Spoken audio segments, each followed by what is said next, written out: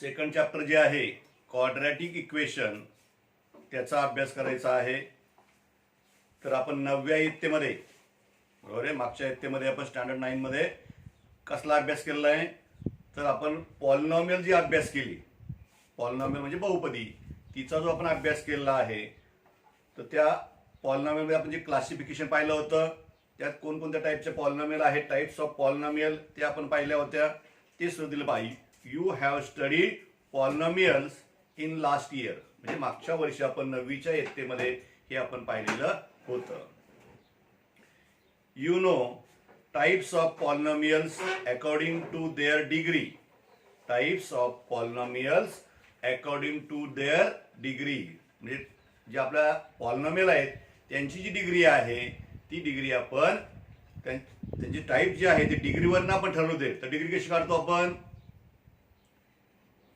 त्याचा जो इंडेक्स आहे maximum index of the variable, म्हणजे तुमचा चलाचा सर्वात मोठा जो घातांक असतो त्याला आपण काय म्हटलं होतं, डिग्री ऑफ द पॉलिनॉमियल. त्याला मराठीमध्ये बहुपदीची कोटी असं आपण म्हटलेलं होतं. पहा, Wien the degree of polynomial, हे महत्वाचं पहा, Wien the degree of polynomial is 1, degree of polynomial is 1, it is called a linear polynomial.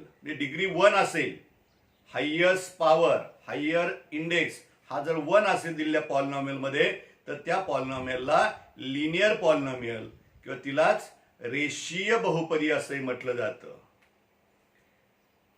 And if degree of polynomial is 2, degree of polynomial is 2, म्हणजे त्याचा highest index जो आहे तो तुमचा 2 असेल. हायेस्ट इंडेक्स म्हणजे घातांक तुमचा जास्तीत जास्त 2 असेल, then it is called a quadratic polynomial. तर तिला क्वाड्रॅटिक पॉलिनॉमियल म्हणजे तिला वर्ग बहुपदी, क्वाड्रॅटिक पॉलिनॉमियल म्हणजेच वर्ग बहुपदी. असे आपण या बहुपदींचे टाईप जे आहेत ते पाहिलं. क्युबिक, बरोबर आहे, क्युबिक पॉलिनॉमियल, अशा आपण अनेक टाईप जे आहेत ते आपण 9वी इयत्तेमध्ये पाहिलं होतं. इथं आपलं दोनच होता, लिनियर पॉलिनॉमियल आणि क्वाड्रॅटिक पॉलिनॉमियल, हे आपल्याला ठरवायचे आहेत.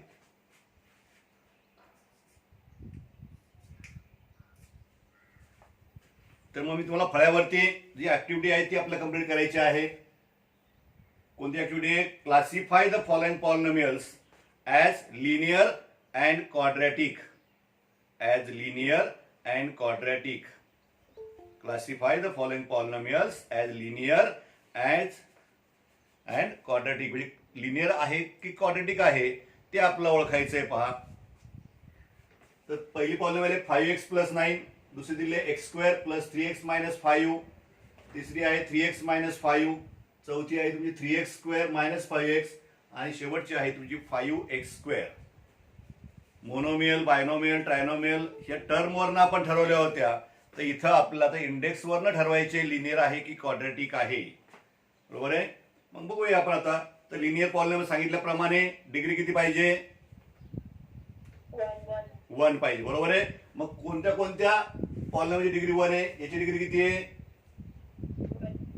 आहे का नाही, याचा हा एक्स व्हेरिएबल आहे, त्याची डिग्री म्हणजे तुमचा इंडेक्स जो आहे तो 1 आहे, म्हणून या पॉलिनॉमियलची डिग्री 1 आहे. या पॉलिनॉमियलची डिग्री, इथे व्हेरिएबल एक्स आहे, इथे व्हेरिएबल एक्स आहे, पण मॅक्झिमम तुमची 2 आहे.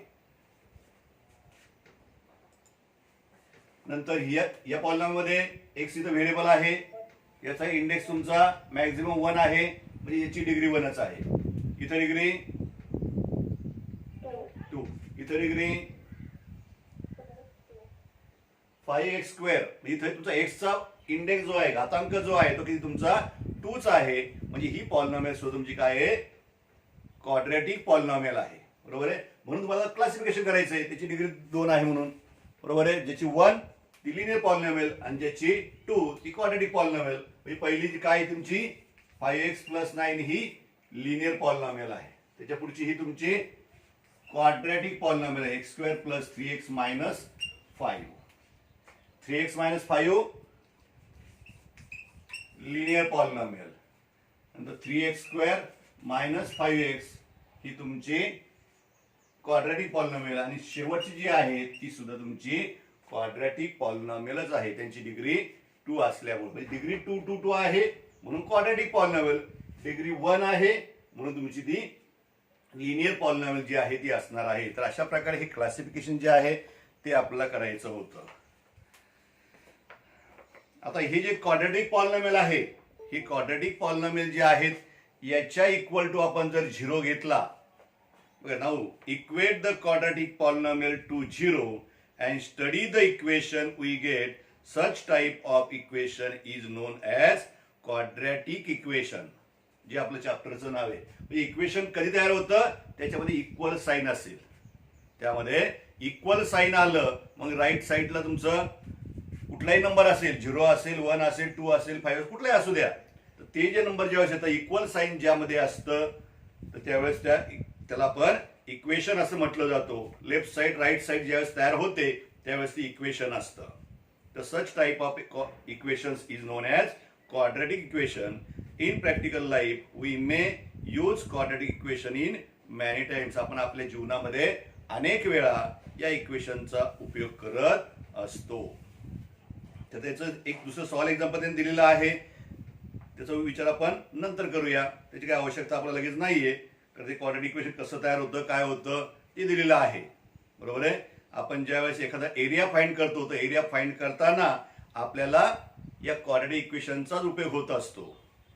इक्वेशन कसं तर आहे, कसं आलं ते दाखवलेलं आहे तिथं, पण त्याचा आपला आवश्यकता नाही. पुढची जी ऍक्टिव्हिटी आहे ती आपल्या दृष्टीने महत्वाची पहा, कारण त्याच्यावर सुद्धा आपल्या एक्झाम्पल जे आहेत, परीक्षेला उदाहरणं जी आहेत ती आपल्याला विचारली जातात. तर observe the coefficients. Observe the coefficient. Sonia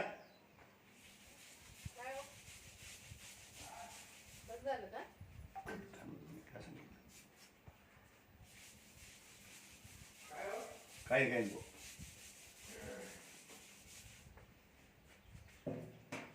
हो चालू आहे की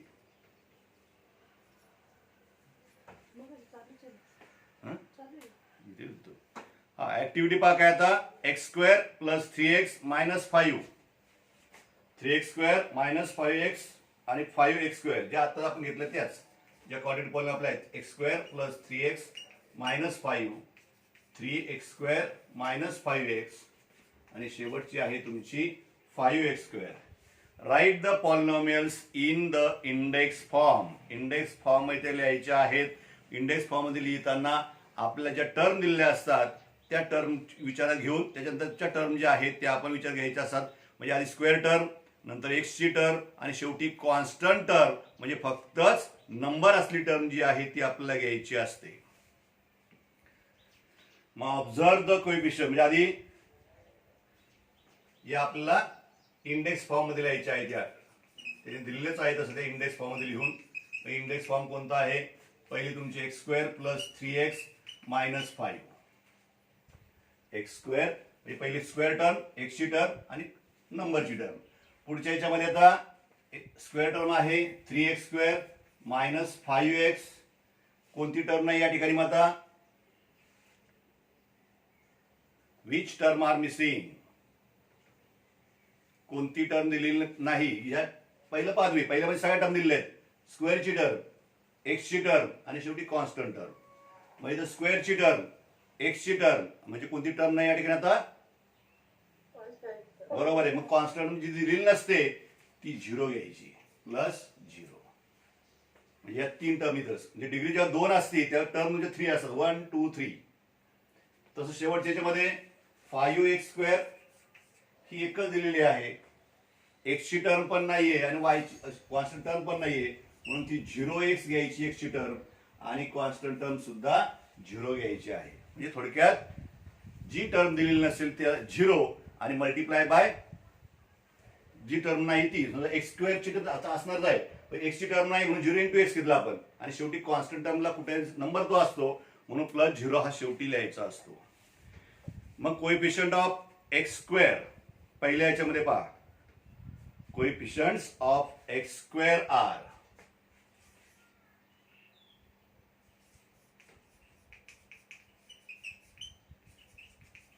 एक्स स्क्वेअरचे कोएफिशियंट कोणकोणते आहेत ते दिलेलं आहे आपल्याला पहिलं.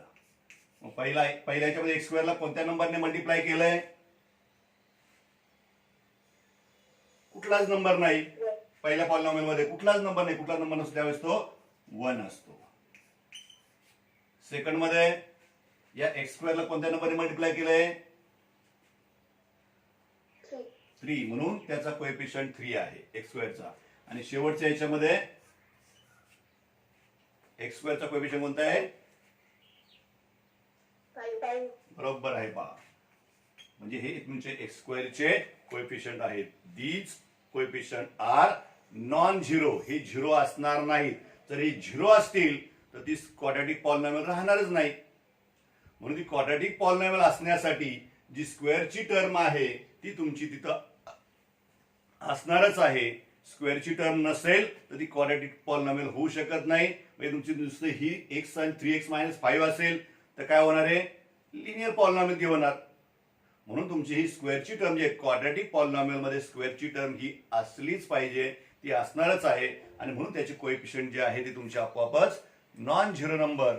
तो पॉझिटिव्ह निगेटिव्ह कोणताही असू शकतो पण झिरो मात्र असणार नाही. पुढचं विचारलं आपलं तर coefficient of X are. Coefficient of X are. पहिल्या याच्यामध्ये एक्सचा कोएफिशियंट 3 पहा. तो तुम्हाला दिलेला आहे त्याने. मग आणि पुढे 2 एम्प्टी बॉक्स दिलेत. मग दुसऱ्या पॉलिनॉमियल मध्ये एक्सचा कोएफिशियंट कोणता आहे? 5. नुसता 5 नाही, साइन सह घ्यायचं पहा आपण. एक्सचा कोएफिशियंट तुमचा -5 आहे. म्हणून इथं मायनस साइन लिहायला विसरू नका. नुसतं 5 लिहिलं चुकलं. म्हणून एक्सचा कोएफिशियंट जो आहे तो -5 आहे. आणि लास्ट पॉलिनॉमियल मध्ये 0. म्हणून तिथं शेवटी 0 तुमचं येईल. आणि कॉन्स्टंट टर्म्स म्हटलंय.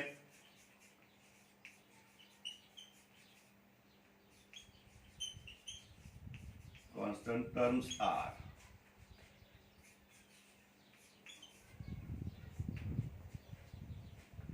पहिल्या पॉलिनॉमियल मध्ये कॉन्स्टंट टर्म बरोबर आहे -5. दुसऱ्या याच्यामध्ये 0 आणि लास्ट पॉलिनॉमियल मध्ये ऑल्सो 0. लक्षामध्ये एक कोएफिशियंट तुम्हाला ओळखता आले पाहिजे. कॉन्स्टंट टर्म कोणती आहे ती आपल्याला समजली पाहिजे का ओळखता आली पाहिजे. Here constant term of second and third polynomial is 0. इथं तुमची कॉन्स्टंट जी आहे ती 0 आलेली आहे. 0 असू शकते कॉन्स्टंट, लक्षात घ्या. फक्त तुमचं हा मात्र जो आहे स्क्वेअर टर्मचा जो कोएफिशियंट आहे तो मात्र 0 असणारच नाही. नेव्हर 0. नॉन 0 नंबर तो असणार आहे त्या ठिकाणी. मग आता standard form of a quadratic equation हे आपल्याला पाहिजे. स्टँडर्ड फॉर्म कसा असतो?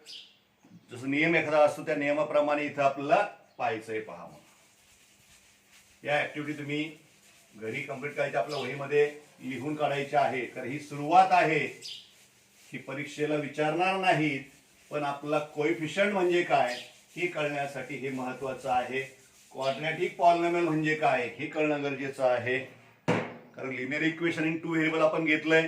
त्याच्यामध्ये तुमचं लिनियर इक्वेशन म्हणजे काय ते आलंच बरोबर. इथे आपण ते पाहिलं थोडक्यामध्ये. पण आता क्वाड्रॅटिक पॉलिनॉमियल आणि क्वाड्रॅटिक इक्वेशन ते आपण पाहतोय. पहा स्टँडर्ड फॉर्म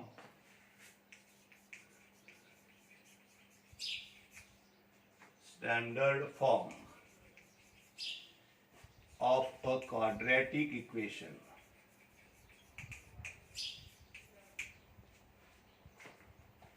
द इक्वेशन काय सांगितलं पहा.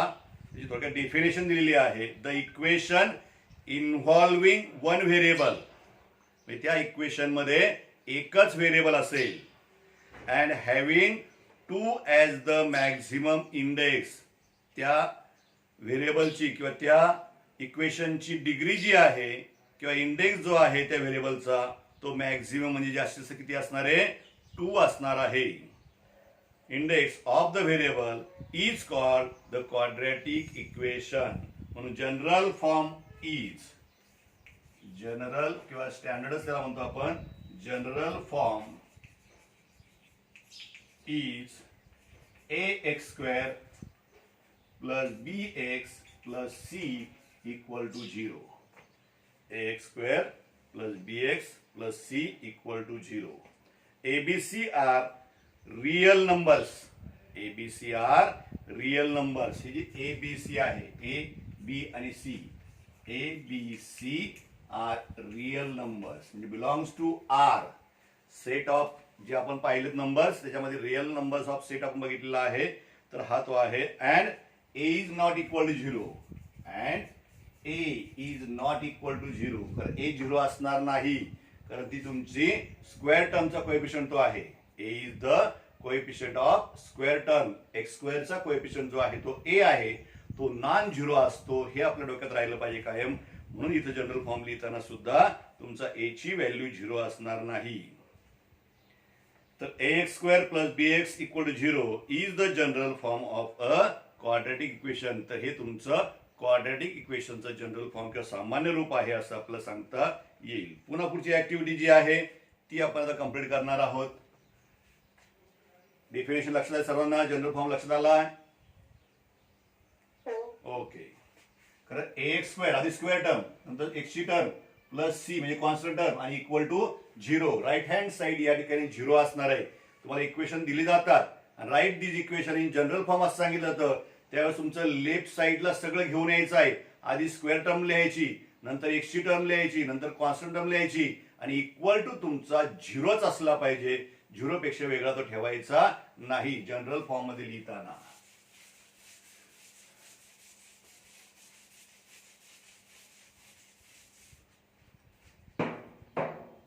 तर कंप्लीट द फॉलोइंग टेबल म्हटलंय पहा. क्वाड्रॅटिक इक्वेशन, नंतर ते जनरल फॉर्म मध्ये लिहायचं आहे.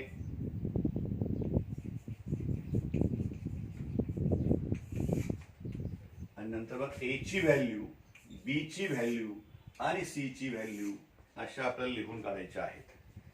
तर पहिलं आपलं इक्वेशन दिलेलं आहे X square minus 4 equal to 0.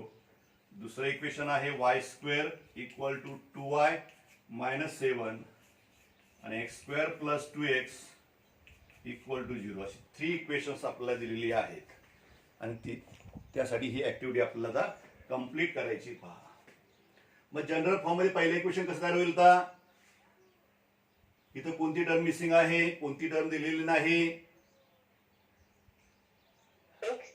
बरोबर आहे. एक्स ची टर्म दिलेली नाही आणि जी टर्म दिलेली नसेल त्याचा कोएफिशियंट 0 घेऊन ती आपल्याला लिहायची आहे. म्हणजे तुमचं काय होईल? X square plus 0x minus 4 equal to 0. बाकी कुठेही साईन चेंज करायचं नाही.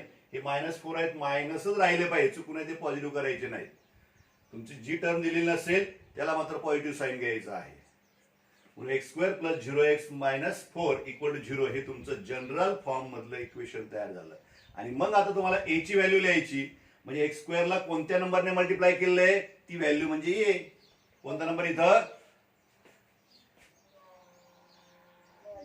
1 आहे. कुठलाच नंबर नसेल त्यावेळेस तो 1 असतो. हे वारंवार मी सांगतो, लक्षात घ्या. या एक्स स्क्वेअरला मल्टिप्लाय नंबर जो आहे तो कुठलाच नंबर नाही, म्हणजे तो 1 आहे. नंतर एक्स ला मल्टिप्लाय कोणता नंबर आहे? तो म्हणजे B आहे का नाही? तो इथं 0 आहे म्हणून B ची व्हॅल्यू 0. आणि C म्हणजे कॉन्स्टंट टर्म, साइन स घ्यायचा आहे, चिन्ह स घ्यायचा आहे, तो आहे तुमचा -4. आता पुढं Y square equal to y minus 7 हे तुम्हाला दिलेलं इक्वेशन आहे. हे आधी जनरल फॉर्म मध्ये लिहून काढायचं आहे. म्हणून वाय स्क्वेअर ही टर्म तुमची इथंच आहे. हा 2y साइड चेंज करून इकडे आणला म्हणजे प्लस आहे, लेफ्ट साइडला तो आणला म्हणजे -2y होईल. बरोबर आहे. प्लस 2y चा तो -2y होईल. -7 आहे, त्याची पण साइड चेंज केली आपण तर तो तुमचा +7 होईल. आणि तेव्हा तुमचं दोन्ही टर्म तुम्ही इकडे आणता त्यावेळेस शिल्लक तुमचा 0 राहतो म्हणून इक्वल टू 0 लिहायचं असं. दोन्ही टर्म लिहावं. +2y इकडे आणला, -2y झाला. -7 जो आहे तो लेफ्ट साइडला आणलाय आपण राईट साइड मधून म्हणून तो +7 झालेला आहे. मायनसचा प्लस, प्लसचा मायनस. बोला व्हॅल्यू सांगा. A ची व्हॅल्यू 1 बरोबर आहे. y ची व्हॅल्यू आपल्या B ची व्हॅल्यू -2 बरोबर आहे. शाबास, चिन्हासह घेत जायची व्हॅल्यू लक्षात ठेवा. आणि शेवटी कॉन्स्टंट टर्म 7. कारण आपण पॉझिटिव्ह असं लिहित नाही, पॉझिटिव्ह साईन लिहिण्याची गरज नाही, पण निगेटिव्ह साईन जर असेल तर ते लिहिलंच पाहिजे, दिलंच पाहिजे. शेवटचा x² + 2x = 0. बरोबर, हे दिलेलं आहे. जनरल फॉर्म काय तुमचा x² + 2x आणि मग इथं कॉन्स्टंट टर्म नाहीये म्हणून ती +0 घेऊन ती टर्म लिहायची आहे. x² + 2x + 0 = 0. म्हणून x² चा कोएफिशियंट 1, x चा कोएफिशियंट म्हणजे b ची व्हॅल्यू आणि शेवटी कॉन्स्टंट टर्म म्हणजे c ची व्हॅल्यू 0. तर कुठलाच नंबर नाही म्हणजे तो 0 आहे, ते लक्षात घ्या. आपण इथे 0 दाखवला +0 म्हणून तुमची c ची व्हॅल्यू 0. तर याप्रमाणे ही ऍक्टिव्हिटी सुद्धा आपण कंप्लीट केलेली आहे. तर अशा प्रकारे हे आपल्याला सोडवता येतं. पहा, तर decide which of the following are quadratic equations. तर दिलेली इक्वेशन कोणती क्वाड्रॅटिक आहेत, कोणती नाहीत असं आपल्याला ठरवायला येतं. किंवा पहिला प्रॅक्टिस सेट जो आहे त्याच्यामध्ये पण हे आहे, ते आपण एकदा पुन्हा पाहूया. मग आता ते कसं लिहायचं असं याला महत्व आहे. बरोबर आहे, एक इक्वेशन आपण पाहूया आणि त्याच्यावरनं आपण ठरवूया दिलेलं इक्वेशन क्वाड्रॅटिक आहे किंवा नाही हे कसं ठरवायचं. डेफिनेशन आपण पाहिली, जनरल फॉर्म आपण पाहिलाय. तसं जनरल फॉर्म मध्ये लिहिलं असेलच असं नाही, नसलं तरी विचार त्याचा करायचा नाही. फक्त आपल्या दृष्टीने महत्वाचं काय आहे, डेफिनेशन काय सांगितलं आपण, maximum degree of the variable is 2. दिलेल्या इक्वेशन मध्ये जर व्हेरिएबल जे असतील एक्स असेल, वाय असेल, कुठलाही असू द्या, त्या व्हेरिएबलचा इंडेक्स, मॅक्झिमम इंडेक्स, सर्वात मोठा घातांक हा 2च पाहिजे. 2पेक्षा जास्त चालणार नाही किंवा 2पेक्षा कमीही चालणार नाही. 2च, मॅक्झिमम 2च पाहिजे फक्त. तर तिला आपण क्वाड्रॅटिक इक्वेशन असतो, त्या इक्वेशनला आपण क्वाड्रॅटिक इक्वेशन असं म्हणत असतो. तर पहिलं इक्वेशन दिलेलं आहे पहा, त्याच्यामध्ये 3x² - 5x + 3 = 0. तर हे क्वाड्रॅटिक इक्वेशन आहे की नाही हे कसं ठरवायचं आपल्याला. दिलेले इक्वेशन जे आहे ते आपण लिहून काढले. मग आता याच्यामध्ये व्हेरिएबल कोणतं तुमचं x आहे पहा, बरोबर आहे. आणि मग याचा मॅक्झिमम इंडेक्स कोणता आहे तुमचा, मॅक्झिमम घातांक किती आहे, 2 आहे, 2 आहे, बरोबर आहे. म्हणून इथे 1 आहे, इथं 2 आहे, नाही जे बाकीचं. म्हणून मॅक्झिमम हे जास्तीत जास्त जो इंडेक्स आहे, जो घातांक आहे तो तुमचा 2 आहे. म्हणून this equation is a quadratic equation. म्हणून या इक्वेशनला वर्ग समीकरण, मराठीमध्ये त्याला वर्ग समीकरण असं म्हटलं जातं. आपल्याकडे नॉन सेमीचे पण विद्यार्थी आहे म्हणून आपल्या मराठीत सुद्धा सांगावं लागतंय. आपण जरी बरंच इंग्लिशमध्ये लिहून घेत असलो पण आपलं ते मराठीत सांगणं गरजेचं आहे आणि तुम्हाला समजण्यासाठी मराठीत सांगणं गरजेचं आहे, समजून घेणं गरजेचं आहे. ते in this equation x is the only variable and maximum index of the variable is 2. म्हणजे ते म्हणजे maximum index, maximum index of the variable x is 2. हे पहिलं तुमचं. आणि म्हणून मग तुमचं हेन्स इट इज, कुणाचं माईक चालू रे, a quadratic equation. It is a quadratic equation.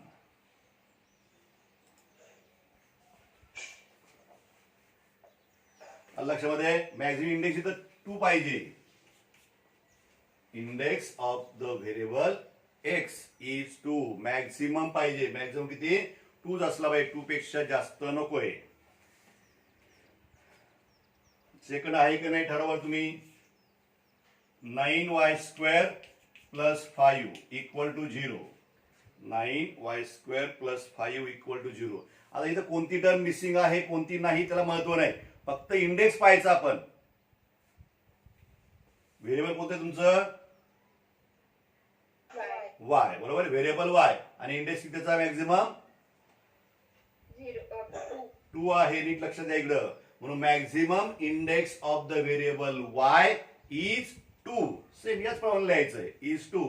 Hence it is a quadratic equation. लक्षामध्ये हे क्वाड्रॅटिक इक्वेशन आहे की नाही, तर हे आहे. पुन्हा पुढचं तिसरं जे आहे ते आपण पाहूया.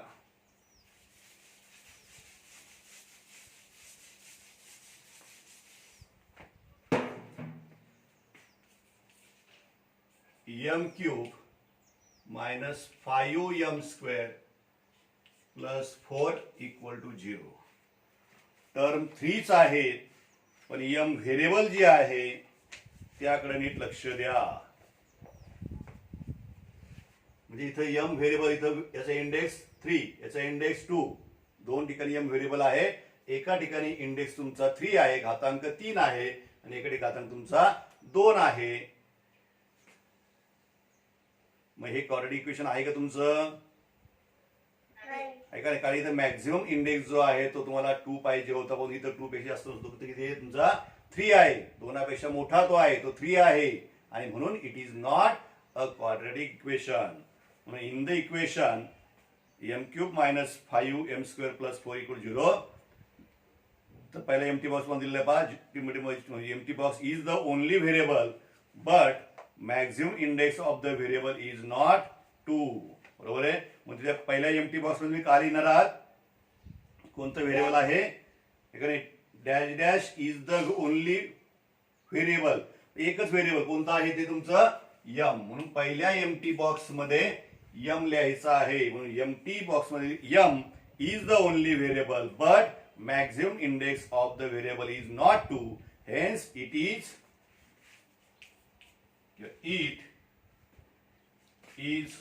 not, is not हा शब्द इथे आला पाहिजे एम्प्टी बॉक्स मध्ये. इट इज नॉट म्हणजे it is not a quadratic equation.